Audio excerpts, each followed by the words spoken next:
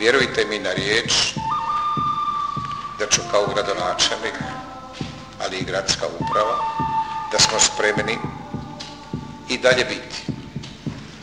i šerifi, i frajeri, i gamat, i čobani, udbaši,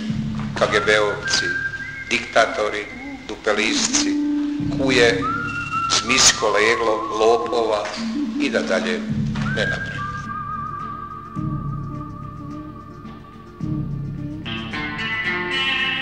I Ronko je pionir diktatora, ali ovo je isto